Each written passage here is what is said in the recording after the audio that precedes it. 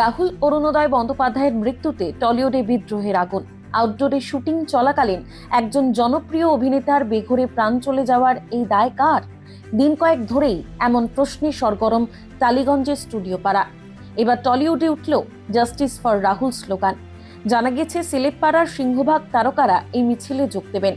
ইতিমধ্যেই পরিচালক শিল্পীরা জাস্টিস ফর রাহুল স্লোগান তুলে পোস্টার ভাগ করে নিয়ে পথে নামার আহ্বান জানিয়েছেন সকলকে। জানা গিয়েছে পরমব্রত চট্টোপাধ্যায়, আবির চট্টোপাধ্যায়, ইন্দ্রদীপ দাশগুপ্ত, শ্রীজাত, সৃজিত মুখোপাধ্যায় সহ আরো অনেকে থাকতে পারেন শনিবারের মিছিলে। তালসারিতে রাহুল অরুণোদয় বন্দ্যোপাধ্যায়ের মর্মান্তিক পরিণতির দিন তিনেক বাদে অবশেষে বুধবার মুখ খুলেছে প্রযোজনা সংস্থা। একাধিক বিভ্রান্তিকর বিবৃতি, প্রোডাকশন ইউনিটের সদস্যদের বয়ানের অসঙ্গতিতে অভিনেতার মৃত্যুর কারণ ঘিরে ধোঁয়াশা। প্রযোজনা সংস্থার বিরুদ্ধে ক্ষোভ যে বাড়ছে তা আর বলার অপেক্ষা রাখে না। ইন্ডাস্ট্রির তরফেও পূর্ণাঙ্গ তদন্তের দাবি জানিয়ে সরব হয়েছে আর্টিস্ট ফোরাম। এমনকি বুধবার রাতেই প্রযোজনা সংস্থা ম্যাজিক মোমেন্ট মোশন পিকচার্সকেও আইনি নোটিশ পাঠানো হয়েছে সংগঠনের তরফে। বিতর্কের আবহে এবার রাহুলের মৃত্যুর বিচার চাইতে পথে নামার ডাক দিল টলিউড। শনিবার বিকেল 4টের সময় টেকনিশিয়ান স্টুডিও থেকে মিছিল বের হবে। কেন রাহুলকে এই দুর্ঘটনায় পড়তে হলো? তাহলে কি বিপদে পড়া যে কোনো শিল্পীকে বা কলা কুশলীকে বাঁচাবার কোনো ব্যবস্থা প্রযোজকদের তরফ থেকে আগে থেকে করা হয়নি? এরকম আরো অনেক প্রশ্নের উত্তর খুঁজছে অরুণোদয়ের পরিবার, বন্ধু বান্ধব থেকে গুণমুগ্ধ দর্শক আর সহকর্মীরা। এই যে রাহুলের মৃত্যু নিয়ে এত রকমের প্রশ্ন উঠছে, এত রকমের অসঙ্গতি দেখা দিচ্ছে, মানে প্রত্যেক মানুষের ভার্সন আলাদা আলাদা আলাদা আলাদা।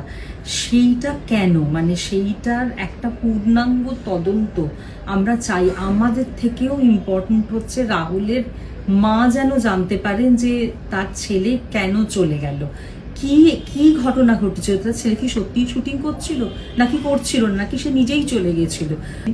সত্যি বাড়িটা যখন খালি হয়ে যাবে বা না খালি হবে, যখন থাকবে প্রতিটা জায়গায় রাহুলের ছবি, রাহুলের লেখা, তো তার মা জানতেই পারবে না যে কেন আমার ছেলেটা চলে গেল। আমরা ধরে নিচ্ছি দুর্ঘটনা, কিন্তু দুর্ঘটনা এত অসঙ্গতি কেন?